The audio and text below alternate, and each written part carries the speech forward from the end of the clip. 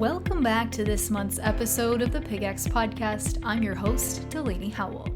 Joining us in this part 3 of 4 series to discuss ventilation and its effect on heat stress is Dr. Brett Ramirez, an assistant professor in Ag Systems and Biostate Engineering at Iowa State University, and Matt Romoser, a swine extension specialist at Iowa State.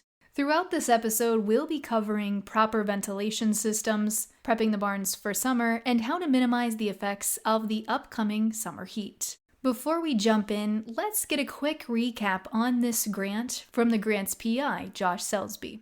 It's a combined grant, and so deliberately there are some basic biological questions that we'll be addressing and some applied questions that we'll be addressing. And then we have an extension component to help share our results with producers. So the first part of the grant is a fairly intensive experiment where we're focused on a select number of animals and asking some really in-depth biological questions about how heat stress is affecting separately farrows and gilts, their muscles and endocrine systems, and a variety of other variables that we're interested in, including a whole slew of production metrics. And then in the second phase of the grant, what we're doing is scaling up to production level outcomes, where we're interested in asking the question at the production level, at the systems level, do we actually see changes in biological sex in terms of production metrics? And then the last part of the grant is focused specifically with sharing our research outcomes with producers. Josh, why did you feel like heat stress was the area that made the most sense to focus on? I just find the biology and the physiology of heat stress fascinating. It's one of those few things that impacts the animal systemically, and then also you can explore each tissue with extraordinary depth. And for me, muscle is the most exciting tissue, and so it was a natural marriage of idea and opportunity. And we're fortunate enough to be awarded the grant to pursue it. One more quick refresher for all of our PigX listeners before we dive into any new information this month. Let's go back to a conversation with Dr. Kara Stewart to do a quick recap about what exactly heat stress is. You think about specifically heat stress and the boar. When any animal experiences heat, they end up panting. So they do things to modify their behaviors typically first to adjust to the increase in environmental temperature, right? So that's usually panting, maybe laying down more so they aren't expending a lot of energy. And then when that doesn't work and their body temperature continues to go up, they start to actually divert blood flow to their extremities to try to dissipate that heat that's kind of building up in their core body.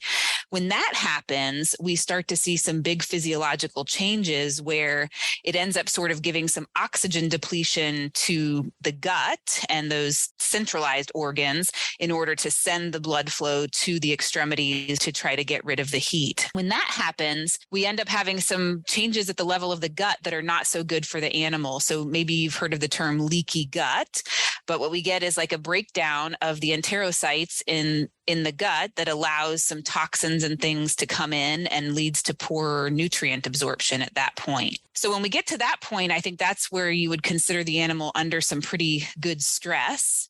And then they start to reduce their feed intake, and that will end up trickling down the line here to affecting reproduction, whether it's a sow or a boar. Once we get to the point that they are having a little breakdown in their gut, going off of feed or reducing their feed intake, they will really start to show negative impacts on reproduction. After the break, we dig into our conversation regarding ventilation, so stay tuned.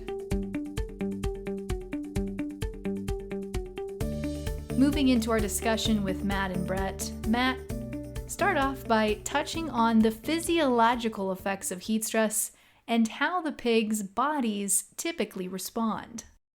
I think it can kind of look at it from both ways, both at kind of a macro level and a micro level. I guess the macro level being the pig itself or within the barn itself. Obviously, some of the pigs' first response is just reduction in activity and reducing activities that increase normal body temperature. Obviously, in a time of heat stress, the pig's trying to dissipate heat. So reducing and minimizing activities that are heat generating.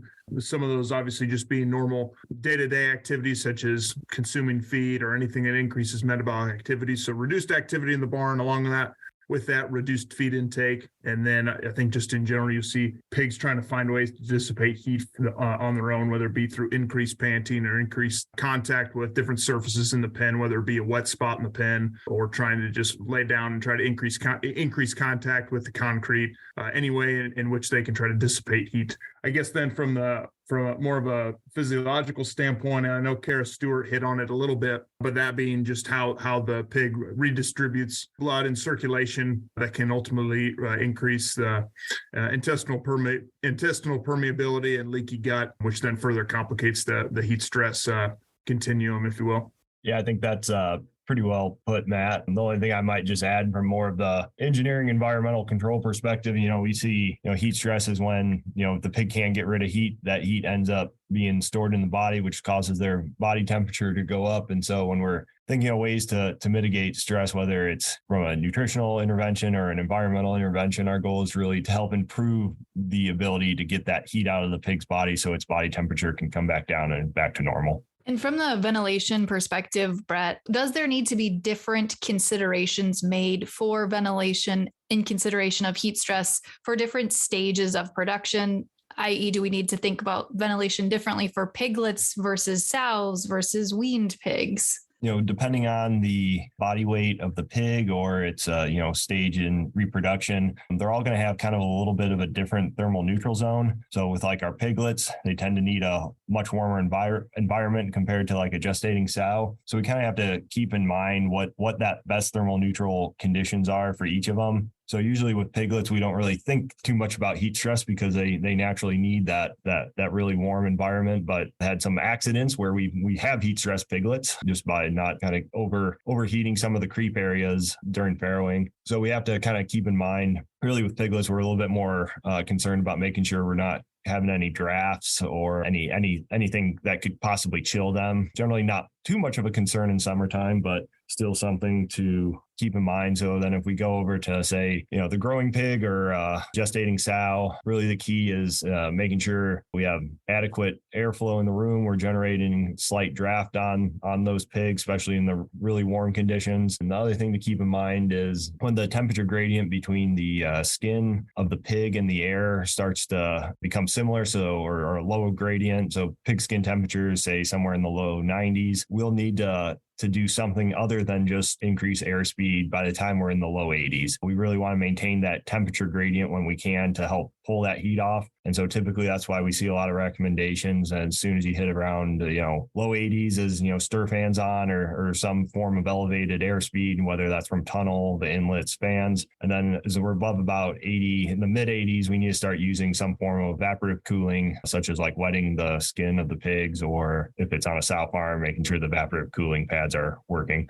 And as far as thinking through ventilation, I think the other one is just what about differences in ventilation when you're transporting pigs versus ventilation in just barns where they're in one location? Are there different things to keep in mind there? Transportation is a whole nother thing just because we really don't have any of the same equipment in the barn that we have in the trailers. So transportation, we're much more focused on stocking density inside the trailer, time of day when we're transporting the pigs, making sure the, boarding's out and, we can get some air moving in the trailer when it's going down the road. I'm not stopping for too long if it's pretty hot outside. So there's a lot of different considerations when transporting pigs.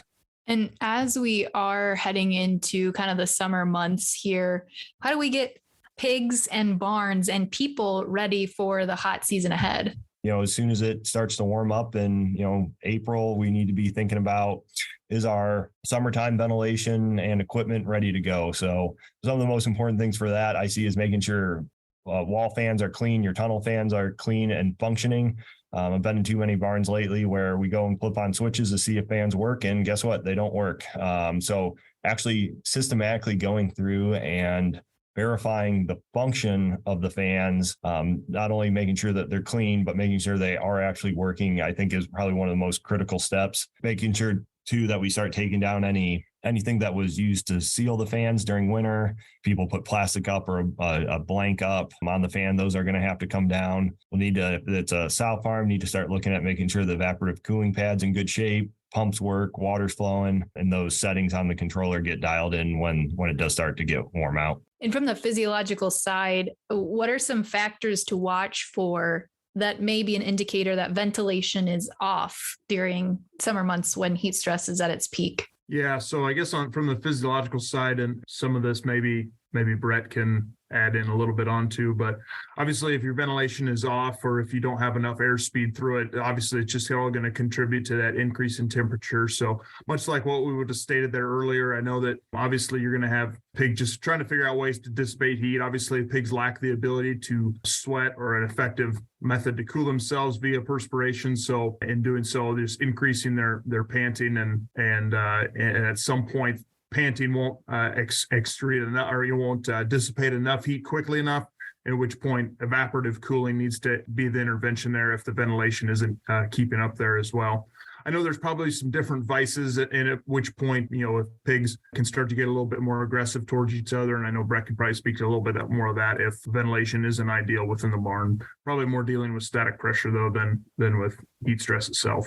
Yeah, I would add, especially on the grow finish side. I know a lot of times, sometimes when people are making feeder adjustments, they tend to maybe chore in the morning when it's not so cool outside. So you might see all the pigs eating and decide, well, maybe I need to clamp them down a little bit. But that's the time when they need to be opening it up, is at, in the evening, when the pigs are going to go back to the feeding. So what we'll see happen is that, kind of to Matt's point, is that feeding is going to occur in the late evening or early morning. So just kind of in between the peaks of the summertime highs. And so making sure the pigs have access to feed when they do need it is important. And I saw your guys' article last year. That was in the National Hog Farmer. I think it came out in May of 2022, but it also talked about minimizing the effect of summer heat for specific segments within the swine industry. I think the article had growing pigs, sows. So Brett, from your perspective, you kind of alluded to this already, but what are the key things to keep in mind ventilation wise, depending upon the different phases in production for summer heat stress? For growing pigs, really our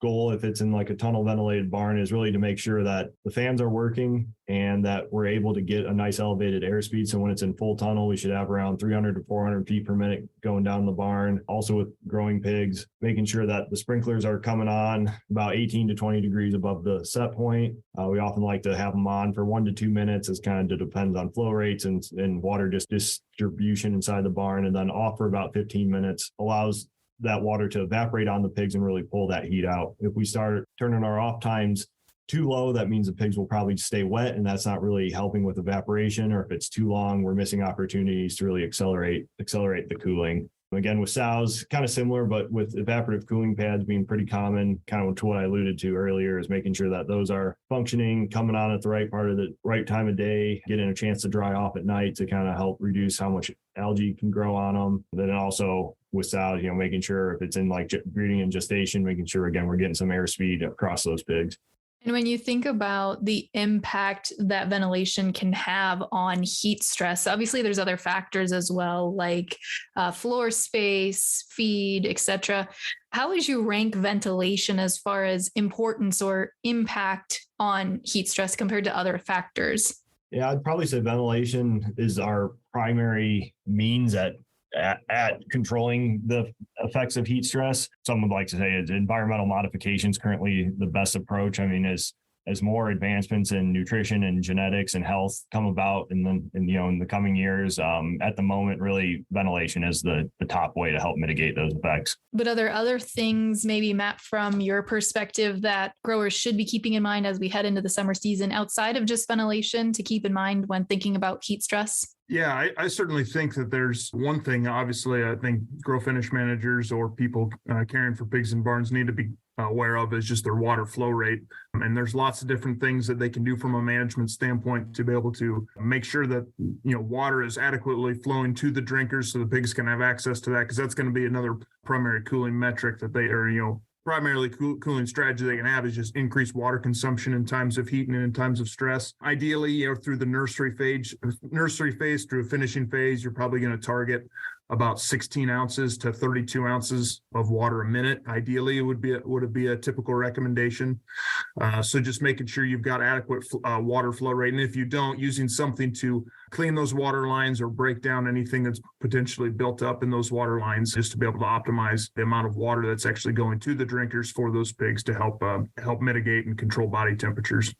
Matt, is there like a standard for how many drinkers you need to have per number of head or per size of pig? In general, so it'll change a little bit, but in general, I think you want roughly a water source, be it a drinker or a cup water per 10 pigs. You've got a pen of 30, that would be 3 different water sources. And that can come in lots of different ones, whether it be a swinging nipple, a gate mounted nipple, wet dry feeders. There's lots of different ways that they can get water. But generally 1 water source per 10 pigs, and then just optimizing the flow rate to 16 to 32 ounces, depending on the size of the pig, per minute. I think another good question to ask too, Brett, you talked about making sure that equipment works, like fans and things like that.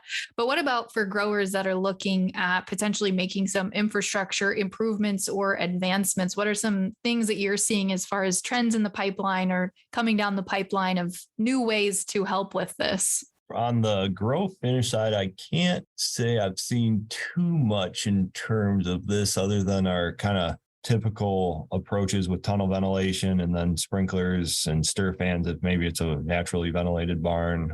I think the main one is really just optimizing what growers have available to them at the moment. And a lot of that should be able to really help mitigate those effects. We still don't really see a whole lot of evaporative cooling pads on finishing barns, at least here in the upper Midwest. And we don't see a whole lot of other techniques being used at the moment. And then I think lastly, we always try to kind of give the listeners like a take home message. So just something simple that they can remember or implement in their own operation.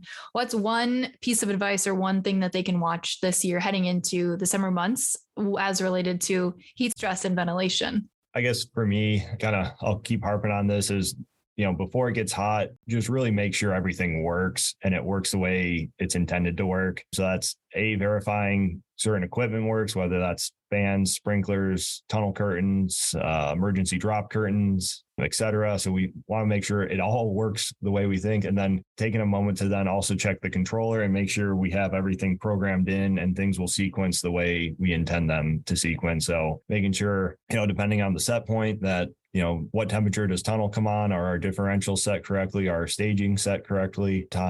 What temperatures happen to cause the system to react? And then, if you have the ability to put the controller into test mode or simulate, that barn warming up to make sure everything kind of goes according to plan. Yeah. And for me, I would say kind of along the same lines there is what Brett alluded to, just as far as trying to be proactive. He obviously spoke to being proactive about making sure your equipment's working in the barn. And I guess I would speak to it just from a standpoint of trying to not be reactive to when it gets into those hot days and trying to make sure that you're adjusting your set point maybe accordingly and your alarms accordingly to when the hot points of the day could spike ahead of when pigs could potentially be stressed. Obviously, the managing the barn, temperature in a barn has a lot of science component to it, but also there's an art component too in terms of being able to read animals, read their behavior and what's comfortable and ideal for them. Being able to kind of hone in on the animal husbandry aspect of it and be able to read those animals in the barn, better get them prepared for dramatic heat spikes or stages or weeks where they might have to endure high temperatures during the day and night as well. Being proactive is really the key is making sure we're not being retroactive just because we get hung up with a lot of things going on. And so being proactive when we have that couple minutes of free time to do it really pays off in the long run. Well, that does it for another great episode of the PigX podcast, but we have plenty more interviews lined up and one more heat stress episode for you coming next month. Until next time, I'm your host, Delaney Howell, and this has been the PigX podcast. PigX is a national podcast hosted by the Pig Livability Project partners at Iowa State University, Kansas State University, and Purdue, and supported by the Iowa Pork Industry Center. For more information on the project, head to www.piglivability.org, or to inquire directly with questions regarding the project, email ipic@iastate.edu. PigX. Ideas in the swine industry worth sharing.